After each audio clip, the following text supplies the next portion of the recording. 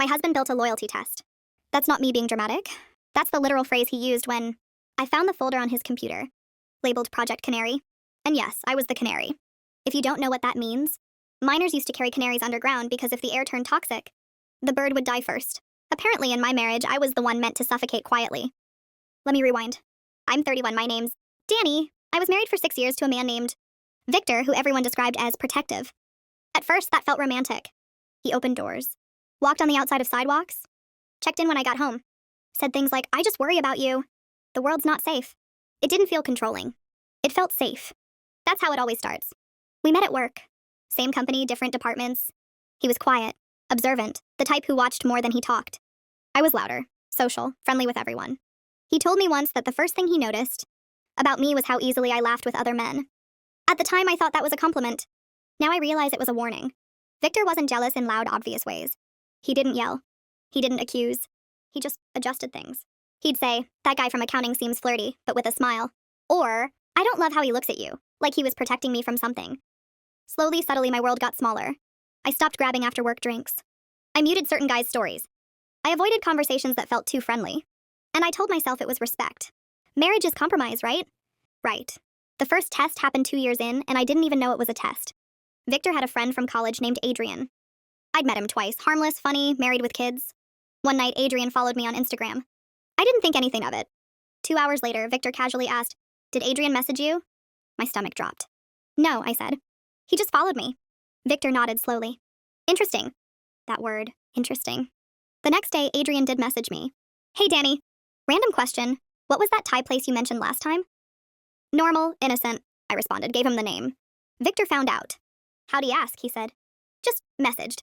And you answered. Yes? He went quiet. Didn't speak to me for the rest of the night. I felt sick, guilty, like I'd done something wrong. 2 days later, Adrian unfollowed me. I didn't know until 4 years later that Victor had asked him to message me. Just to see what I'd do. I should have left then. But I didn't know. That's the thing about tests you don't consent to. You don't know you're taking them. Fast forward to year 5. We'd just bought a house, mortgage, joint accounts. The works. Victor had grown more watchful. He'd ask random questions. Who sat next to you at lunch? Why'd you take the long way home? Who liked your photo? Never angry. Just curious. I told myself it was normal. Marriage comes with transparency. Then came Project Canary. It was a Sunday. Victor was in the shower. His laptop pinged with a notification. Normally I wouldn't look, but the subject line caught my eye. Phase 3 results. My heart did that weird thudding thing. I opened it. There was a shared Google Drive folder. Dozens of documents. Screenshots. Spreadsheets. Fake profiles. My name and file titles. Danny, response patterns. I wish I was exaggerating. There were screenshots of conversations. Ones I recognized, and ones I didn't. Strangers who'd messaged me over the years.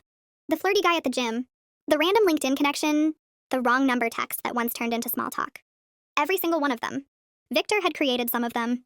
Fake accounts. Fake interactions. He had been testing me. For 6 years. My hands were shaking so badly I dropped the laptop. The bathroom door opened. Everything okay? He called. I couldn't even answer. He came into the living room and froze when he saw the screen. And instead of looking guilty, he looked caught. Annoyed. You went through my drive, he said. What is this? My voice sounded hollow. It's not what you think. I think you've been pretending to be other men to see if I'd cheat. He exhaled slowly. It wasn't pretending. What? It was safeguarding. Safeguarding. I needed to be sure, he said. Sure of what? That you're loyal? I stared at him. For 6 years? He didn't answer immediately. That silence was confirmation. There were phases. Phase 1, passive observation. Monitoring my social media. Phase 2, external stimuli. Encouraging real-life male acquaintances to interact more. Phase 3, direct digital infiltration. Fake profiles. Phase 4, emotional stress simulation. That one made me feel physically ill. Emotional stress simulation included deliberately picking fights before social events, ignoring me for days, withholding affection, introducing jealousy triggers. All to see if I'd seek comfort elsewhere. I never did. Not because I was being tested. Because I loved him. He nodded while I confronted him, like I was reviewing quarterly results. You passed, he said quietly. Passed. I felt something inside me crumble. I didn't sign up for this, I whispered. You didn't need to. I'm not a lab experiment. It's not about control, he insisted. It's about certainty. You needed certainty that I wouldn't cheat? Yes. Why? He hesitated. Because the truth was uglier than jealousy. My father cheated on my mother, he said. Repeatedly. She never saw it coming. I promised myself I'd never be blindsided. So you blindsided me instead? Silence. Here's where it gets worse. There was a note in one of the documents. Subject exhibits high moral rigidity. Low infidelity risk. Continued monitoring recommended due to external unpredictability. Continued monitoring recommended. Like I was a weather system. Like love was a threat assessment. I moved into the guest room that night. Not because I had clarity. Because I felt contaminated. Every conversation I'd ever had with a man suddenly felt suspicious. Every time Victor got quiet, I wondered if I'd triggered something. I started questioning myself. Was I too friendly? Too open? Too naive? He kept saying, "You have nothing to be upset about. You didn't do anything wrong." That was the point. I didn't. And he still didn't trust me. The breaking point wasn't discovering the files. It was what I found a week later. A new folder. Future Risk Child Phase.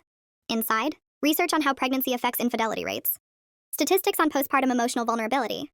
Notes about increased monitoring necessity during major life transitions. He wasn't done. He was planning. Planning to test me through pregnancy, through motherhood, through exhaustion. That's when I realized something terrifying. It didn't matter how many times I passed. There would always be another phase. Another test. Another variable. You can't prove loyalty to someone who is addicted to doubt. When I finally told him I wanted a divorce, he looked shocked. "But you passed," he said again. Like that meant something. "I don't want to live in a marriage where I'm constantly being evaluated," I said. "I was protecting us. You were protecting yourself." He tried to negotiate. "I'll delete everything." "You can't delete what you did. It was never about catching you. It was about controlling the outcome."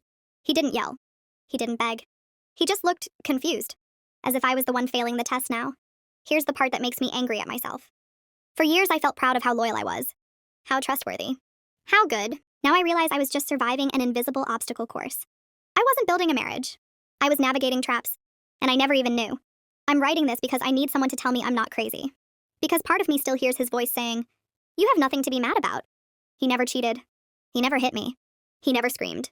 He just watched. And waited. And tested. The last thing he said when I moved my boxes out was, "You're throwing away something solid." Maybe. But solid isn't the same as safe. And I refuse to be someone's canary. If love requires surveillance, it isn't love.